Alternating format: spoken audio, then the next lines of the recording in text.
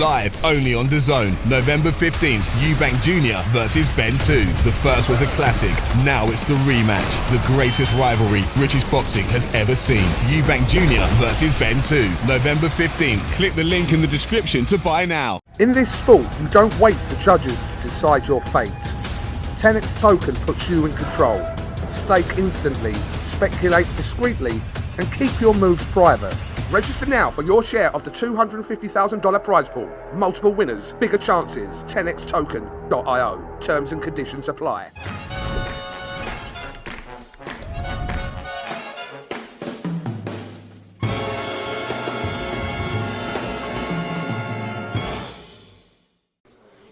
This is Joe Pugh for IFLTV here at the Canary Riverside Plaza.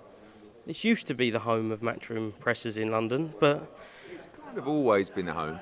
We've had some big ones in here, haven't we? AJ against Charles Martin, Dillian White Chisora, all the Dillian White ones were here.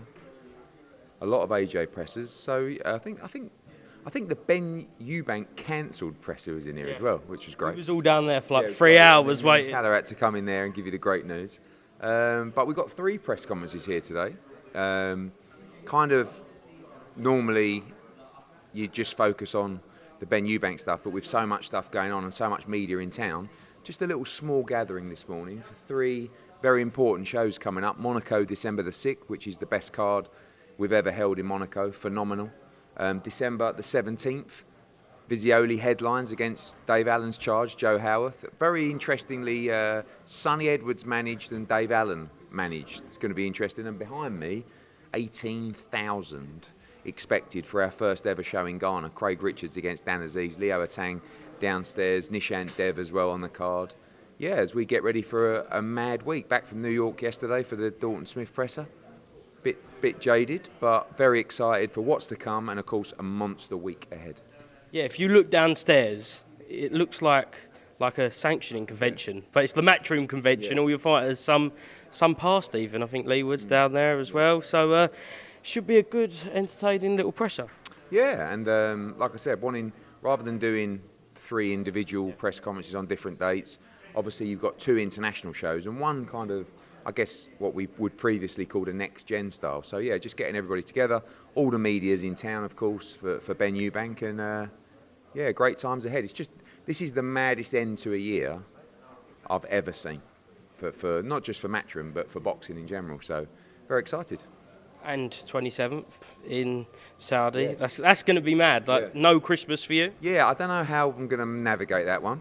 Might have to make Christmas Eve.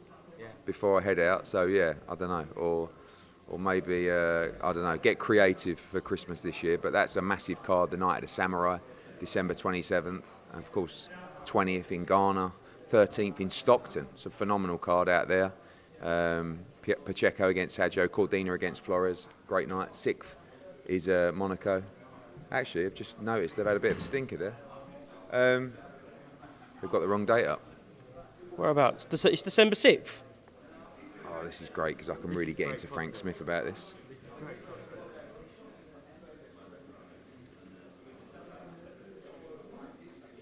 Oh, this is great. Send it to Frank Smith just to let you know it's December 6th, mate. Can you send him a voice note? Yeah, I'll do it now. Look, hold on.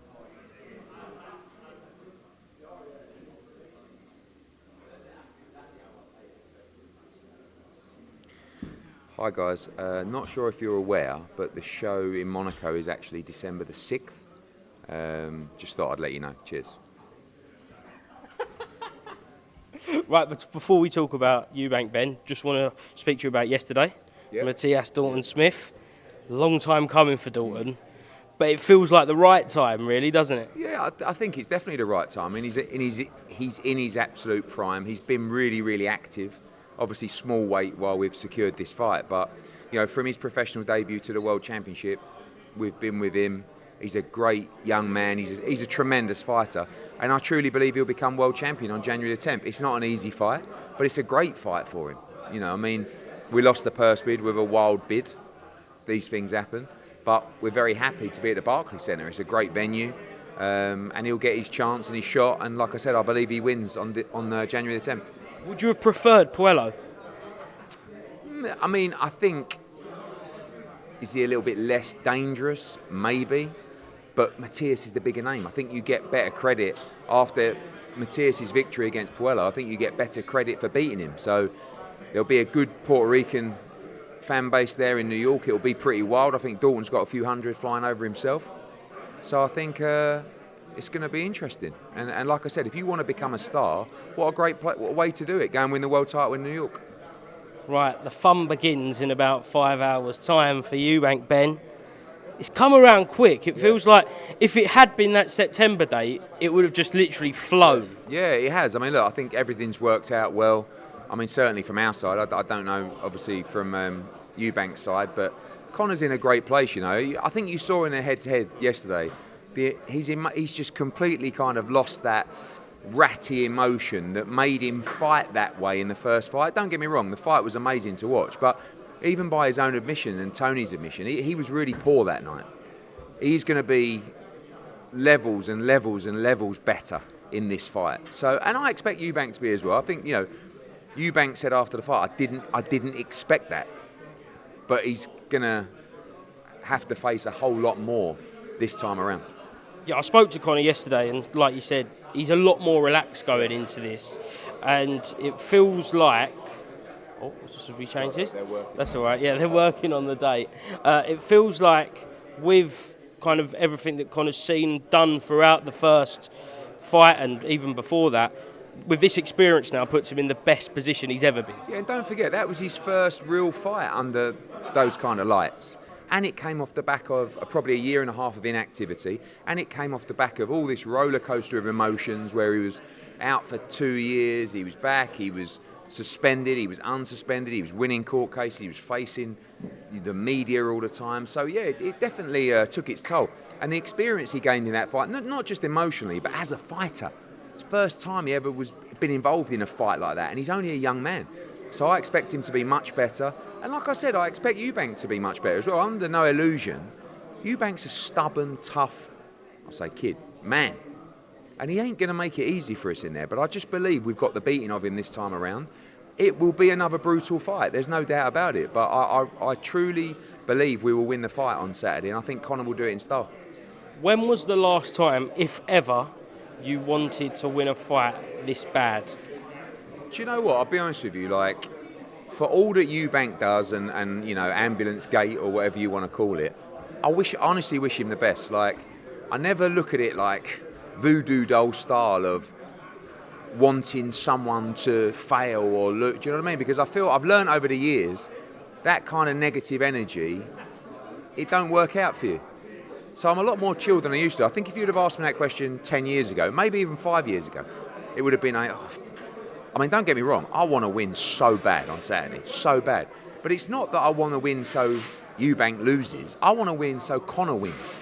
The only thing I care about is Conor Benn, and you know, I think Eubank's good for the game. Sometimes, as I believe, things get said that overstep the mark, and it's up to you what you want to do with that. But in general, he's great for the promotion. He showed his toughness and his grit in that last fight. And yeah, I'm desperate for Conor to win. But to win for him, to win for the work that he's put in, to win for the work that Tony Sims and Pedro and Dan Lawrence and Nigel and the whole team have put in. And, you know, as I said the other day, I'm very proud of Conor Benn because he's worked his nuts off to get to his position. He's totally turned his life around. You don't realise how fucked he was. You know, he would come in the office, he's got hundreds of thousands of pounds worth of legal bills that he couldn't pay. He's got the pressure of the world against him. You know, you talk about a period where, you know, people are asking people to check people are okay or be kind. There really weren't many people checking on Conor Benn. There weren't really a lot of people being kind to Conor Benn. But he battled through all of that and he won his case and he still never got the respect or credit. That's over, who cares? But what he always did was worked as hard as he possibly could every single day. And I believe, as I said in my Insta post, Luke 12:2-3, the work in the dark will come to light. And that is what I believe he will get on Saturday. He will get his just rewards for everything he's put in. Let's go to Ambulance Gate then. Yeah. What did you think initially when you saw the video? Nothing. I saw a 10-second video of people screaming and shouting, trying to... I mean, I've already seen the report from the British Boxing Board of Control ages ago. You know, one thing, and I guess I will be responsible for everything in boxing forever. You know, the procedures that take place there are the responsibility of the British Boxing Board of Control and the emergency services, right? It's my job as a licence holder to ensure they are in place, of which they were. From that incident, the board will get the report of which they've seen, of which they're completely happy with. And I know what happened on the night. Everything from his team delaying getting in the ambulance, everything from them saying they'll take him to the ambulance, and he said, no, I will walk, and then moaned about how far the ambulance was away because he chose to walk. Apparently that was, but, from that moment, it's kind of like, we want to make sure that the safety of the fighters is paramount, but at the same time, once the board doctor sees them and they get in the ambulance, obviously, for me, that's the role of the emergency services. What they've done is they've gone to a gate, and the only people that can open the gate is the control room.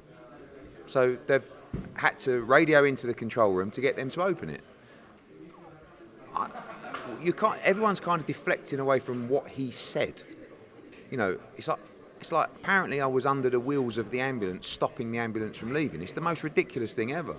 And of course, we all want, and he loves to spin a narrative of, but it's really important that the fighters are safe. Of course it is. And we, along with the British Board of Control, will always work to our utmost to respect the safety of the fighters. But what you can't say is that Eddie Hearn and Matchroom stopped and delayed my ambulance from leaving.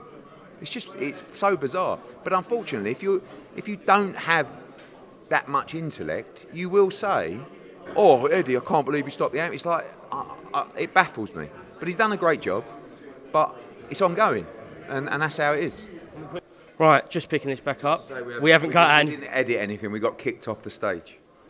Just to kind of tie a knot in the whole ambulance gate. Is there still legal proceedings going on? Yeah. And will this be brought up this week, do you believe? Who knows? I mean, he knows where we're at with it. I mean, I presume his lawyers have told him what's at. And it's a bit boring, Joe, to be honest with you. And people go, can't believe you're getting your lawyers involved. You've got to understand the severity of it from a reputation, or more important, a corporate level of damages. You just can't say that. So I know some people don't really care because they probably don't have a passion for things or care so much for what they do and the love they have for what they do and the importance and care they actually have for the fighters that they wouldn't care. But I do care. So I've never said, I've never gone out, we want damages, we want this. It was just a case of, listen, call me a prick, call me whatever you want, but just acknowledge that you were wrong and you can't, you weren't, you made it, call it a mistake. Don't even call it a lie. Call it a mistake if you want. But he's too stubborn to do it at the moment. So listen, once the fight's out of the way, who knows? But, it is what it is. And, if you really believe that, I've actually seen people that actually can't stand me come out and gone, what a ridiculous thing for him to say. Because they're the people with just half a brain that just, to think that I would stop a fighter going to hospital is just the most bizarre comment ever. But we are where we are. You're still talking about it. And once again, he spun a blinder. Have you thought of any plans or little things you can do to deal with Eubank this week? Joe, what do you think I am, 12? Of course, I'll go to speak and he'll go, Eddie. I might not even speak. I think this time around, we're so focused on the job at hand. And that's where everything went wrong, I think, for Conor last time. I think Eubank played a blinder. I mean, it wasn't that hard with someone like Conor because he's so emotional anyway. But at that stage in his life, he was so fired up for the fight that when he got in there, he made the mistake of fighting off emotion and still nearly won and still rocked Eubank. But this time, we just got to be a little bit calmer. So I will be at the presser. We'll see what happens. You're never going to see me sit down with my team and plan what we're going to do or say. Everything's off the cuff. If he wants to speak over me, he'll speak over me, of course, which he will. And then, I'm sure it'll be fun and we'll all have a couple of viral moments. You did say after the launch presser, the mask is slipping. Do you think it is continuing to slip? I think, look, again, it depends how you want to feel towards it. If you want to the whole thing, if you listen to everything that's said, it's like all these things happened to me. You know, they did this and they did that, and but there were a couple of things where all of a sudden, you know, he's saying that he was so dehydrated, half his toenail fat, and it was just like bizarre. The stuff towards the British Boxing Board of Control, also bizarre. But also, Conor Benn was in hospital. Like, Conor Benn didn't tell anyone he was in hospital. Conor Benn didn't post from hospital. He went in there, he got his treatment, and he left. But it's like, this is the fight game, mate. And I truly believe that this will be Chris Eubank Jr.'s last fight on Saturday. I think he's had a lot of tough nights. I know that there's a lot of people in his team that want him to retire. And don't get me wrong, he'll fight with all his heart on Saturday because he's a proud man. But I think this is going to start getting really, really tough. And it was tough last time, and it will be tougher this time. And I wish them both the best. Genuinely wish both fighters, you know, including Mr. Eubank, the best in this fight. They're both hard as nails, tough as old boots. We're going to get another great fight, and may the best man win. Last one. Is AJ fighting this year? We'll make a decision this week. When would it be announced? Next week, if we fight this year, but we will make a final decision this week. Is it likely to be on that 27th card? At the moment, not really. But we haven't made a decision whether he's fighting this year, and definitely not this week. You might see him Saturday. Imagine that. Imagine just stick him in. And we will make a decision on his next fight this week without fail. What did you think of our little social clip of who's got the biggest ego in boxing? It was good. I don't... Are you proud of that? I mean, I think there are people in boxing with a bigger ego than me, but I've got a massive ego. There's no doubt about it. But you got to understand, you got to think you're great. Do people miss this? Not with like this ridiculous arrogance about you, but you just got to think you're the bollocks. If you don't think you're the bollocks, what chance have you got? I think I'm the bollocks. I'm about to go up there and do 3 press conferences in 20 minutes, and I'm the man. I'm the governor at this. I'm the best in the world at this. Now, whether that's delusion, whether that's ego, that's how it's got to be. If you don't believe in yourself, if you don't love yourself, if you don't think you're the bollocks, you're fucked. Sorry, Auntie Dawn. The language not good. But that's the truth. So as far as I'm concerned, no one can lace my boots. Right or wrong, that's how I'm rolling, baby. See you later. Thanks, Eddie. Live only on DAZN, November 15th, Eubank Jr versus Ben 2. The first was a classic, now it's the rematch. The greatest rivalry British boxing has ever seen. Eubank Jr versus Ben 2, November 15th. Click the link in the description to buy now. In this sport, you don't wait for judges to decide your fate. TenexToken puts you in control. Stake instantly, speculate discreetly, and keep your moves private. Register now for your share of the $250,000 prize pool. Multiple winners, bigger chances. TenexToken.io. Terms and conditions apply.